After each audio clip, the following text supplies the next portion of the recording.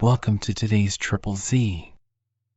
The Triple Z podcast is a daily program that you can use to help you fall asleep each night. Just turn down the volume, lay back, relax, and enjoy as you fall asleep.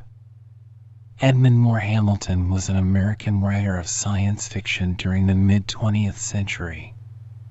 Born October 21, 1904, in Youngstown, Ohio, he was a prolific author known for his pulp science fiction and space opera stories.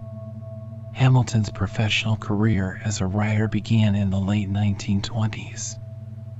He quickly gained recognition for his space opera works, a subgenre of science fiction that emphasizes melodramatic adventure set mainly or entirely in outer space, usually involving conflict between opponents possessing advanced abilities, futuristic weapons, and other sophisticated technology.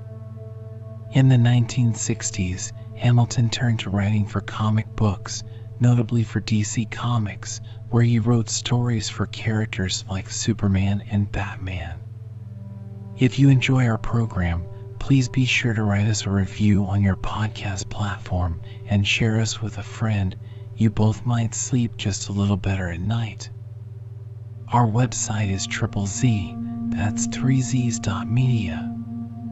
You can also like and share our content on Facebook or our Instagram account ZZZ Media Podcast. Music for today's episode was provided by the Sleep Channel on Spotify. Chapter 1. Thrill Cruise. Lance Keniston felt the cold realization of failure as he came out of the building into the sharp chill of the Martian night. He stood for a moment, his lean, drawn face haggard in the light of the two hurtling moons. He looked hopelessly across the dark spaceport.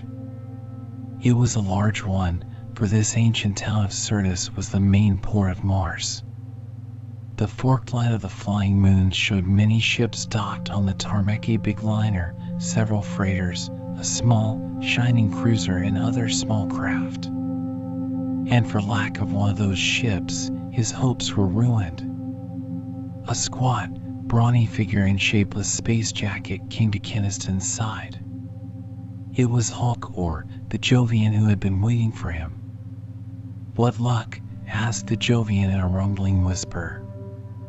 "It's hopeless," Keniston answered heavily. "There isn't a small cruiser to be had at any price. The meteor miners buy up all small ships here." "The devil," muttered Hulk, or dismayed. "What are we going to do? Go onto Earth and get a cruiser there?" "We can't do that," Keniston answered. "You know we've got to get back to that asteroid within 2 weeks. We've got to get a ship here." Desperation made Keniston's voice taut.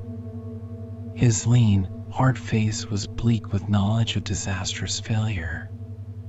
The big Jovian scratched his head. In the shifting moonlight, his battered green face expressed ignorant perplexity as he stared across the busy spaceport. "That shiny little cruiser there would be just the thing," Hulk or muttered, looking at the gleaming, torpedo-shaped craft nearby. "It would hold all the stuff we've got to take, and with robot controls we too could run it." "We haven't a chance to get that craft," Keniston told him. "I found out that it's under charter to a bunch of rich Earth youngsters who came out here in it for a pleasure cruise. A girl named Loring, heiress to Loring Radium, is the head of the party." The Jovian swore. "Just the ship we need, and a lot of spoiled kids are using it for thrill hunting." Keniston had an idea. "It might be," he said slowly, "that they're tired of the cruise by this time and would sell us the craft. I think I'll go up to the Terra Hotel and see this Loring girl." "Sure, let's try it anyway," Hulk agreed. The Earthman looked at him anxiously. "Oughtn't you to keep under cover, Hulk? The Planet Patrol has had your record on file for a long time. If you happen to be recognized, Bah, They think I'm dead, don't they? Scoffed the Jovian. There's no danger of us getting picked up. Keniston was not so sure, but he was too driven by urgent need to waste time in argument. With the Jovian clumping along beside him, he made his way from the spaceport across the ancient Martian city. The dark streets of Old Syrtis were not crowded. Martians are not a nocturnal people, and only a few were abroad in the chill darkness, even they being wrapped in heavy synthwool cloaks from which only their bald red heads and solemn, cadaverous faces protruded. Earthmen were fairly numerous in this main port of the planet. Swaggering space sailors, prosperous-looking traders, and rough meteor miners made up the most of them. There were a few tourists gaping at the grotesque old black stone buildings, and under a krypton bulb at a corner, two men in the drab uniform of the patrol stood eyeing passers-by sharply. Keniston breathed more easily when he and the Jovian had passed the two officers without challenge. The Terra Hotel stood in a garden at the edge of town, fronting the moonlit immensity of the desert. This glittering glass block, especially built to cater to the tourist trade from Earth, was Earth-conditioned inside. Its gravitation, air pressure, and humidity were ingeniously maintained at Earth standards for the greater comfort of its patrons.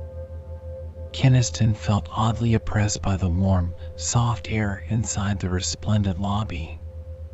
He had spent so much of his time away from Earth that he had become more or less adapted to thinner, colder atmospheres. Miss Gloria Loring, repeated the immaculate young Earthman behind the information desk. His eyes appraised Keniston's shabby space jacket and the hulking green Jovian. I am afraid, Dash. I'm here to see her on important business. By appointment, Keniston snapped. The clerk melted at once. Oh, I see. I believe that Miss Loring's party is now in the bridge. That's our cocktail room top floor. Keniston felt badly out of place, riding up in the magnetic lift with Hulk Ore. The other people in the car, Earthmen and women in the shimmering synthesilks of the latest formal dress, stared at him and the Jovian as though wondering how they had ever gained admittance. The lights, silks, and perfumes made Keniston feel even shabbier than he was. All this luxury was a far cry from the hard, dangerous life he had led for so long amid the wild asteroids and moons of the outer planets. It was worse up in the glittering cocktail room atop the hotel.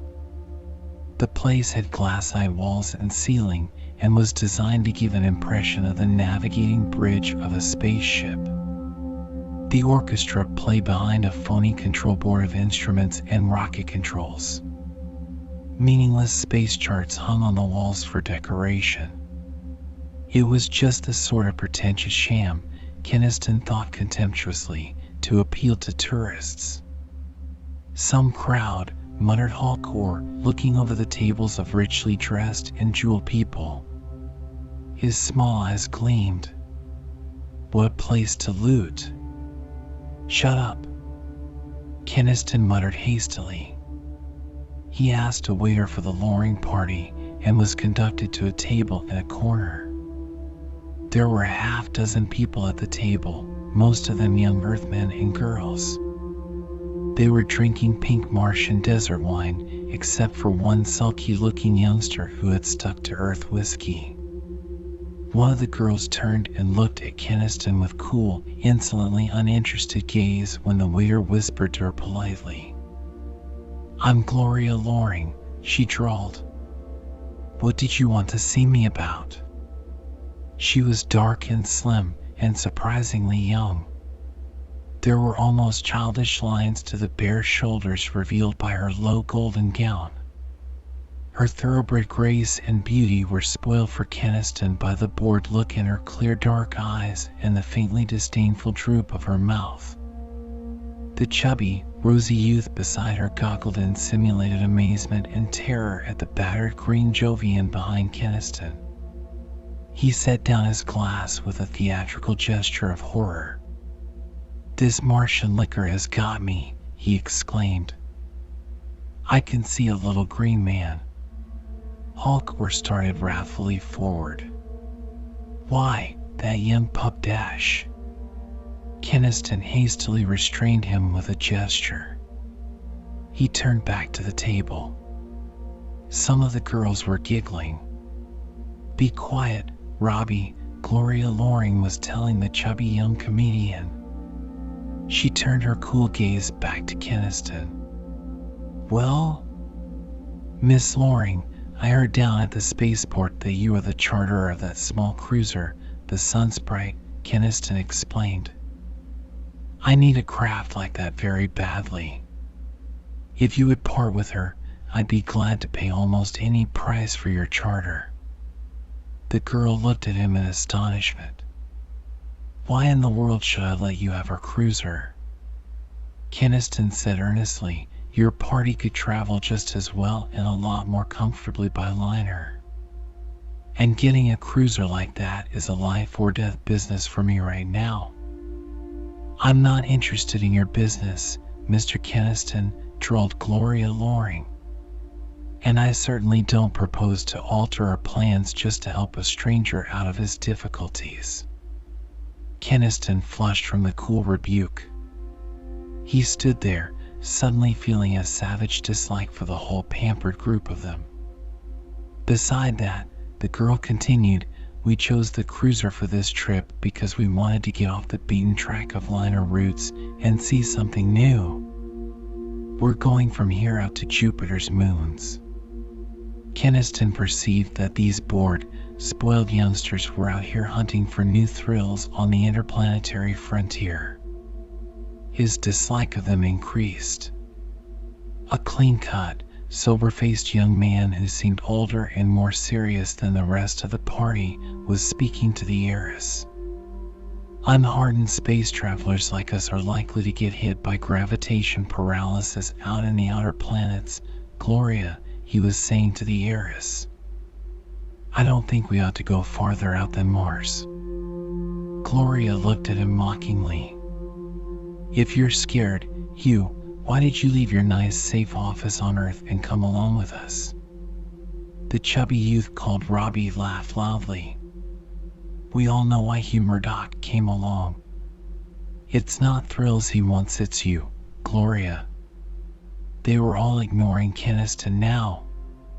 He felt that he had been dismissed, but he was desperately reluctant to lose his last hope of getting a ship. Somehow he must get that cruiser. A stratagem occurred to him. If these spoiled scions wouldn't give up their ship, at least he might induce them to go where he wanted. Keniston hesitated. It would mean leading them all into the deadliest kind of peril. But a man's life depended on it. A man who was worth all these rich young wastrels put together. He decided to try it. "Miss Loring, if it's thrills you're after, maybe I can furnish them," Keniston said. "Maybe we can team up on this. How would you like to go on a voyage after the biggest treasure in the system?" "Treasure?" exclaimed the heiress surprisedly. "Where is it?" They were all leaning forward with quick interest. Keniston saw that his bait had caught them. "You've heard of John Dark, the notorious space pirate?" he asked. Gloria nodded. "Of course. The telenews was full of his exploits until the patrol caught and destroyed his ship a few weeks ago." Keniston corrected her. "The patrol caught up to John Dark's ship in the asteroid, but didn't completely destroy it.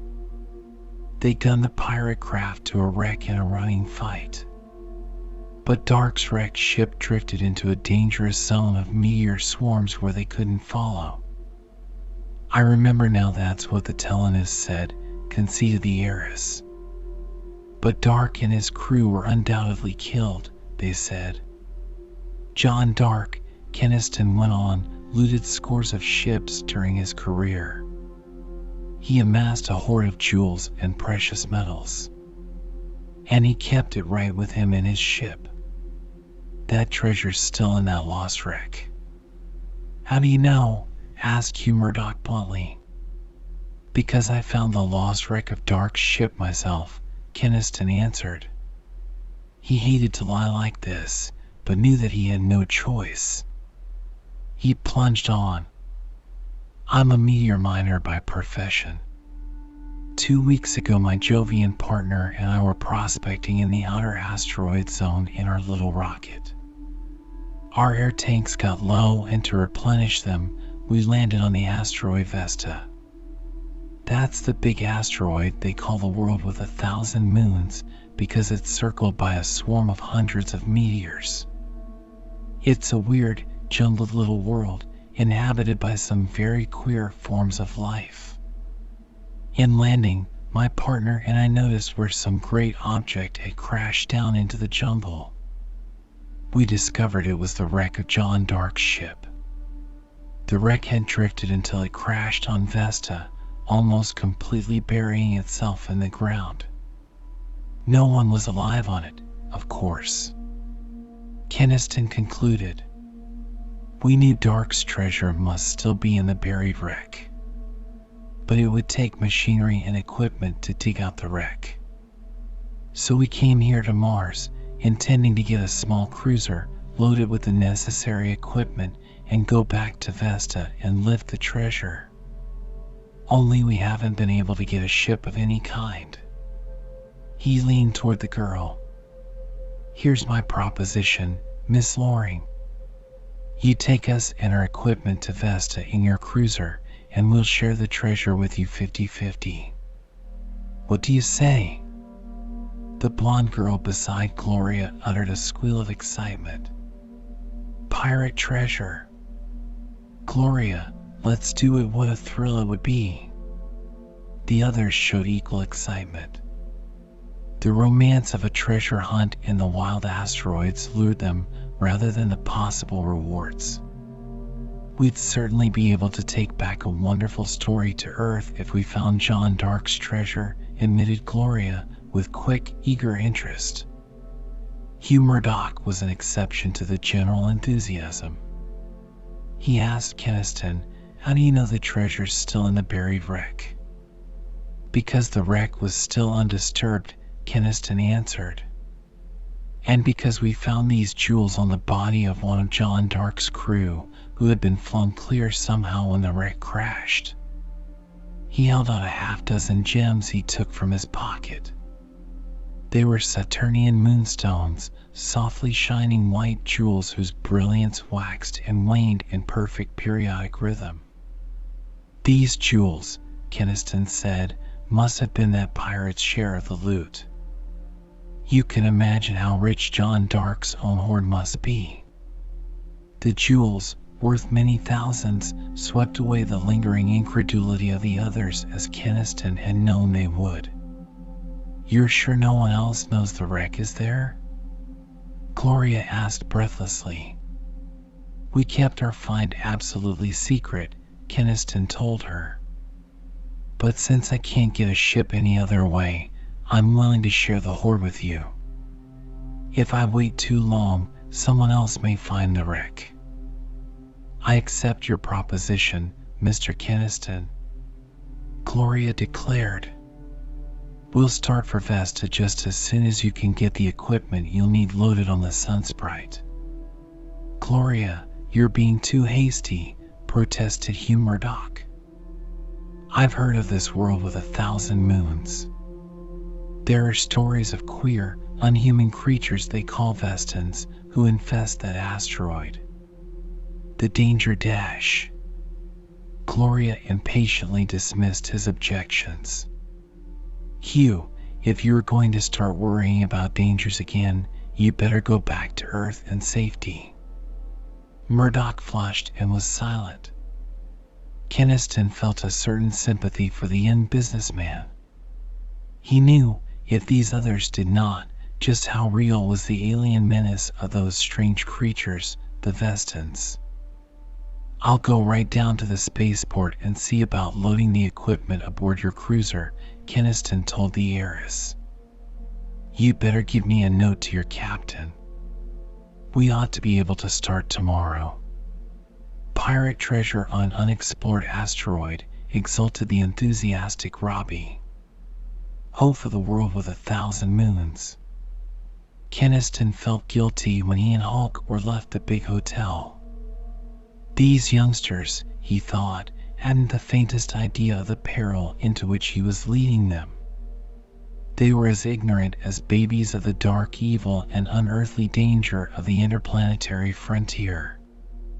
He hardened himself against the qualms of conscience. There was that at stake, he told himself fiercely, against which the safety of a lot of spoiled, rich young people was absolutely nothing. Hulk was chuckling as they emerged into the chill Martian night. He told Keniston admiringly, that was one of the smoothest jobs of lying I ever heard, that story about finding John Dark's treasure.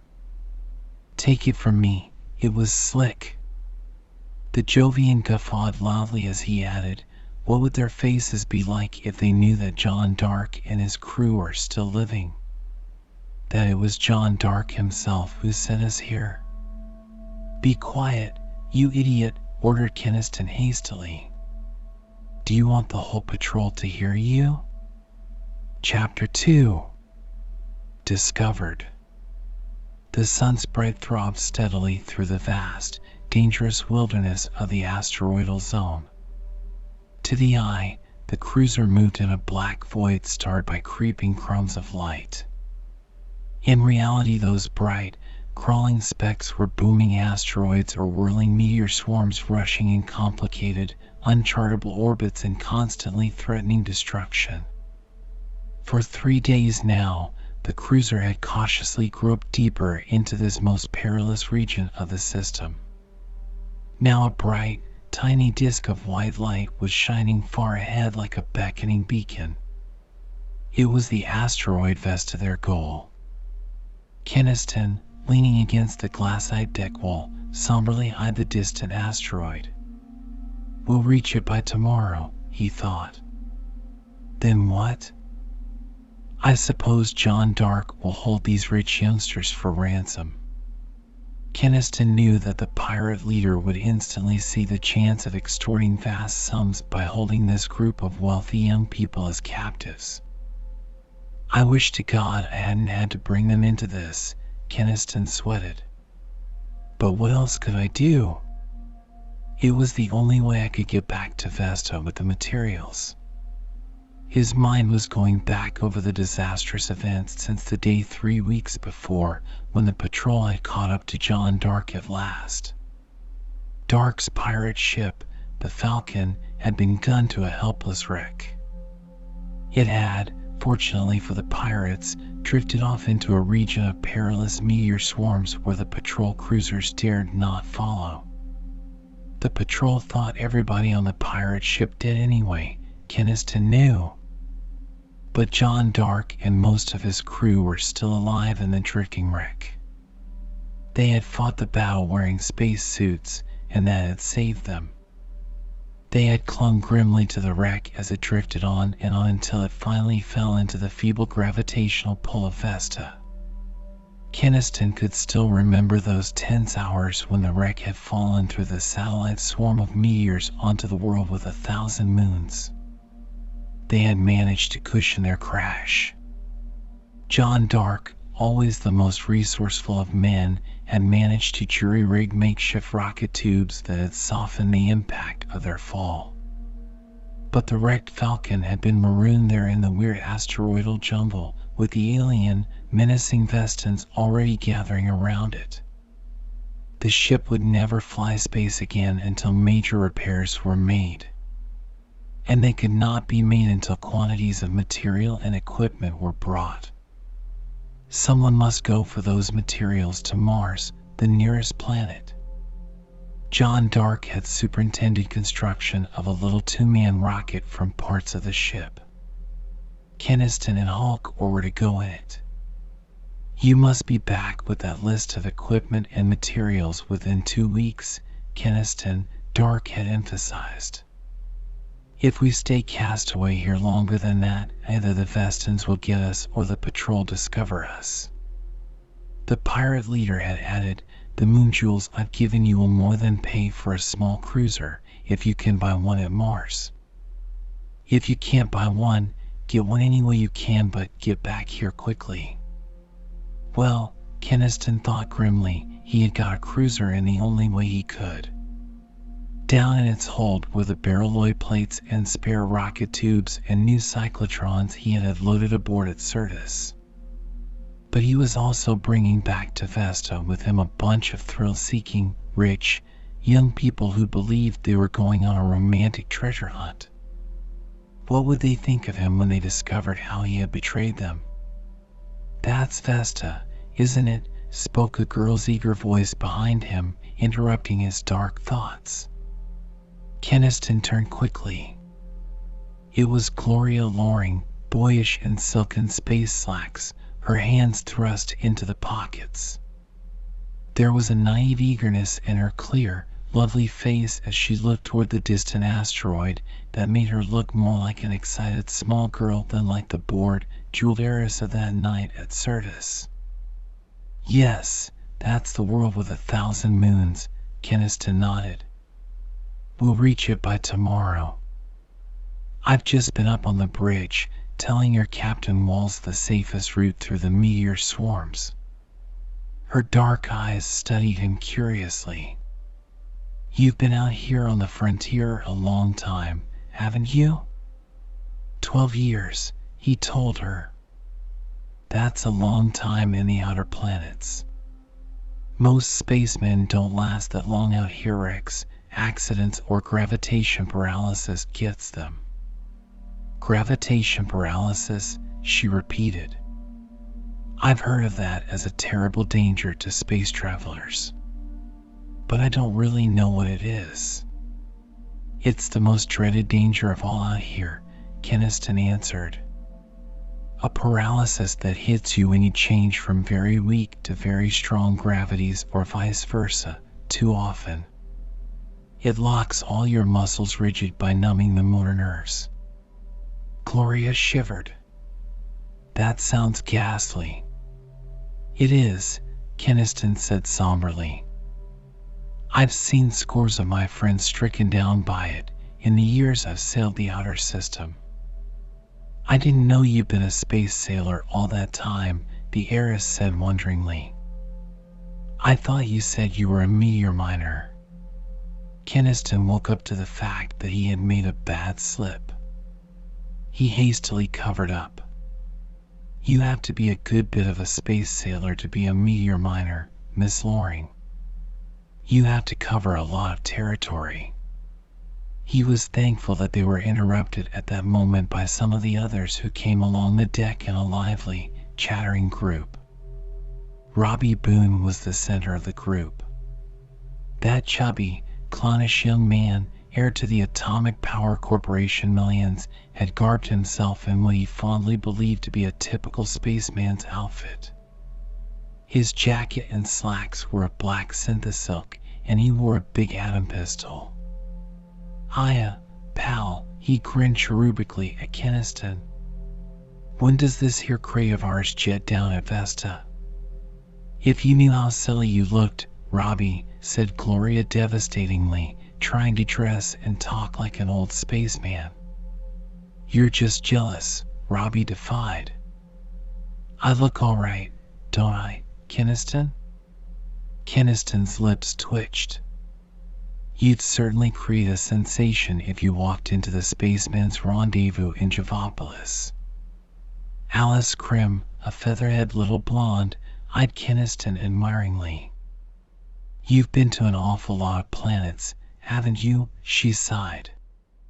"Turn it off, Alice," said Gloria dryly. "Mr. Keniston doesn't flirt."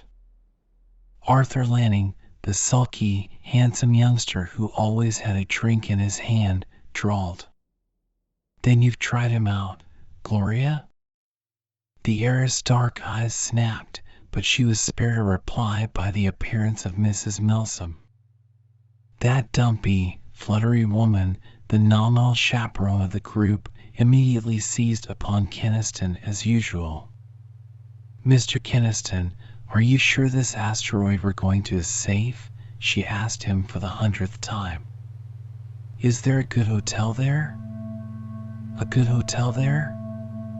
Keniston was too astounded to answer for a moment. Into his mind had risen memory of the savage, choking green jungles of the world with 1,000 moons, of the slithering creatures slipping through the fronds, of the rustling presence of the dreaded Vestans who could never quite be seen, of the pirate wreck around which John Dark and 100 of the system's most hardened outlaws waited. "Of course there's no hotel there, Auntie," Gloria said disgustedly. "Can't you understand that this asteroid's almost unexplored?" Alcor had come up, and the big Jovian had heard. He broke into a booming laugh. "A hotel on Vesta. That's a good one."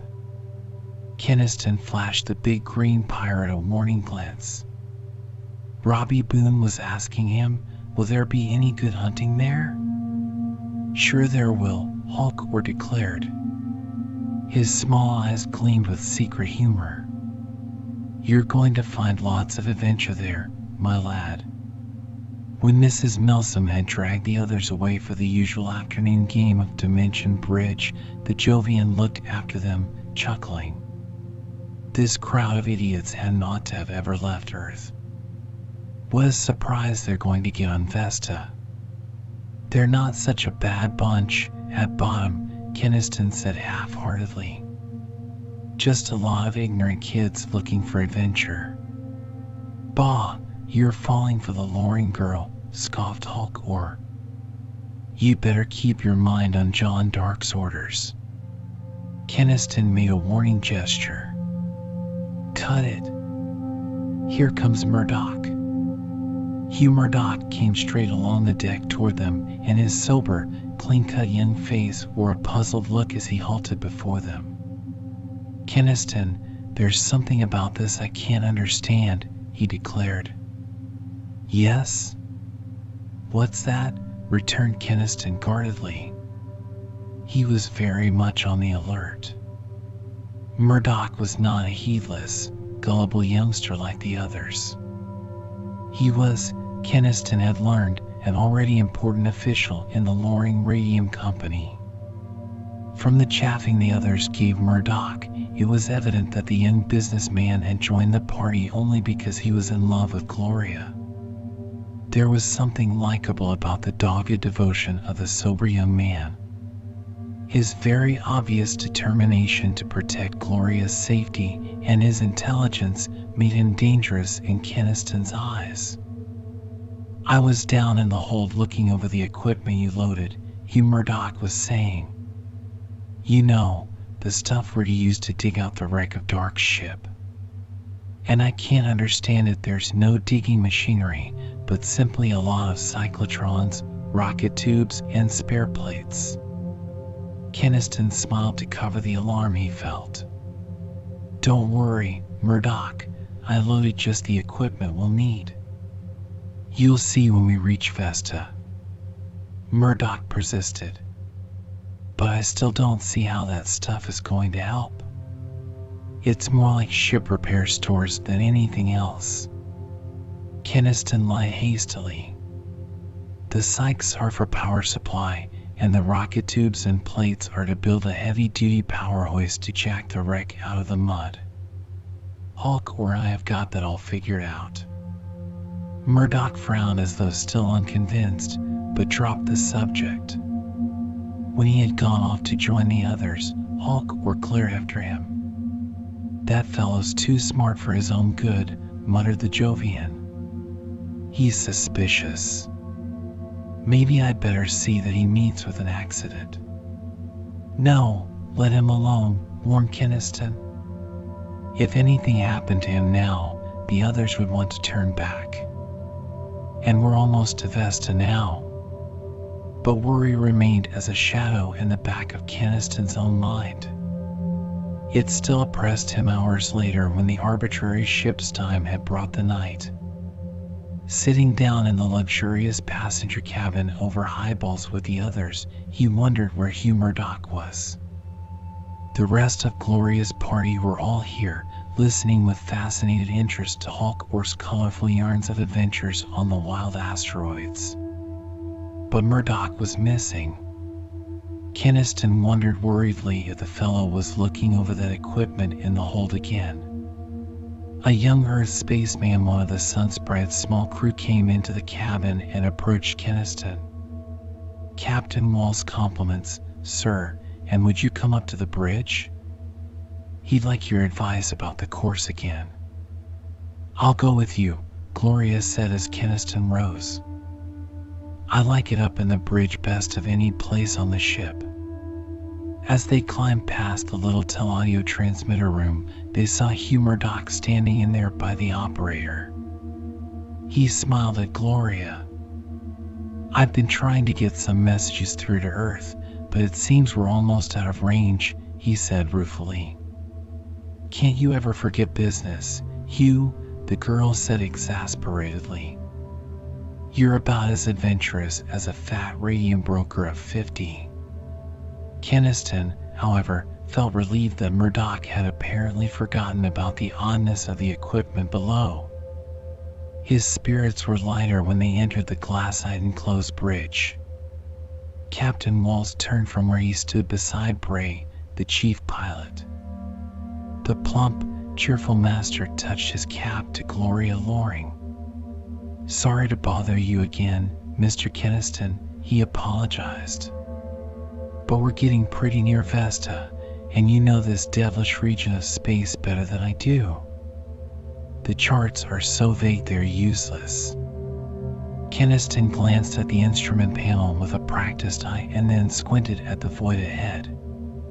The Sunsprite was now throbbing steadily through a starry immensity whose hosts of glittering points of light would have made a bewildering panorama to layman's eyes. They seemed near none of those blazing sparks. Yet every few minutes, red lights blinked and buzzers sounded on the instrument panel. At each such warning of the meteorometers, the pilot glanced quickly at their direction dials and then touched the rocket throttles to change course slightly. The cruiser was threading a way through unseen but highly perilous swarms of rushing meteors and scores of thundering asteroids. Vesta was now a bright, pale green disk like a little moon. It was not directly ahead, but lay well to the left. The cruiser was following an indirect course that had been laid to detour it well around one of the bigger meteor swarms that was spinning rapidly toward Mars. "What about it, Mr. Keniston? Is it safe to turn toward Vesta now?" Captain Walls asked anxiously. "The chart doesn't show any more swarms that should be in this region now, by my calculations." Keniston snorted. "Charts are all made by planet lubbers. There's a small swarm that tags after that big number 480 mess we just detoured around. Let me have the scopes and I'll try to locate it." Using the meteor scopes whose sensitive electromagnetic beams could probe far out through space to be reflected by any matter, Keniston searched carefully. He finally straightened from the task. "It's all right, the tag swarm is on the far side of number 480, he reported. "It should be safe to blast straight toward Vesta now." The captain's anxiety was only partly assuaged. "But when we reach the asteroid, what then? How do we get through the satellite swarm around it?" "I can pilot you through that," Keniston assured him. "There's a periodic break in that swarm due to gravitational perturbations of the spinning meteor moons. I know how to find it. Then I'll wake you up early tomorrow morning before we reach Vesta," vowed Captain Walls. "I've no hankering to run that swarm myself." "We'll be there in the morning?" exclaimed Gloria with eager delight. "How long then will it take us to find the pirate wreck?" Keniston uncomfortably evaded the question. I don't know, it shouldn't take long.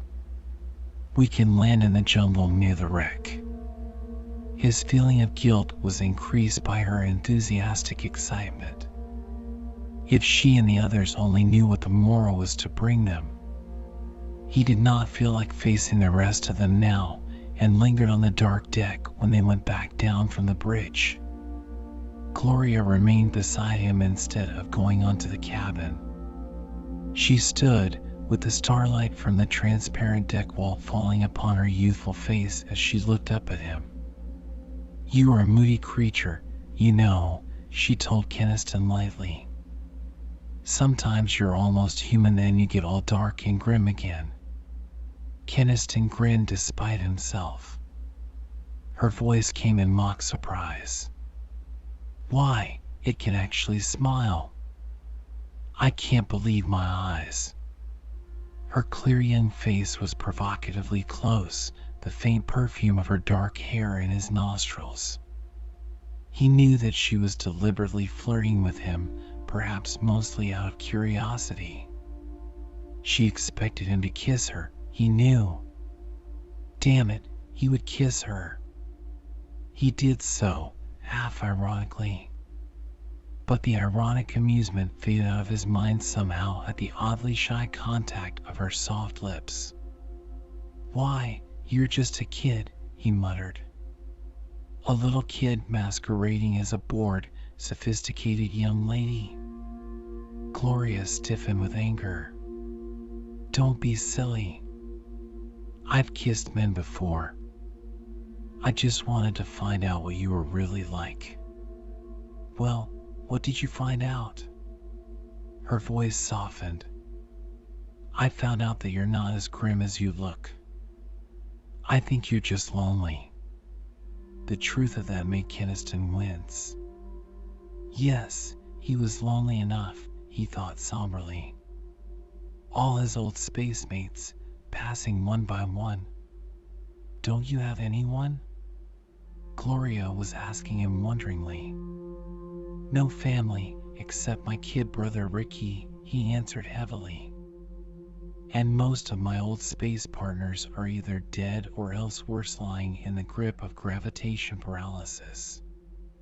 Memory of those old partners re-established Keniston's wavering resolution. He mustn't let them down. He must go through with delivering this cruiser's cargo to John Dark, no matter what the consequences. He thrust the girl almost roughly from him. It's getting late. You better turn in like the others. But later, in his bunk in the little cabin he shared with Hulkor, Keniston found memory of Gloria a barrier to sleep. The shy touch of her lips refused to be forgotten. What would she think of him by tomorrow? He slept, finally. When he awakened, it was to realization that someone had just sharply spoken his name. He knew drowsily it was morning and thought at first that Captain Walls had sent someone to awaken him. Then he stiffened as he saw who had awakened him. It was Hugh Murdoch. The young businessman's sober face was grim now, and he stood in the doorway of the cabin with a heavy atom pistol in his hand. Get up and dress, Keniston, Murdoch said sternly. And wake up your fellow pirate, too. If you make a wrong move, I'll kill you both.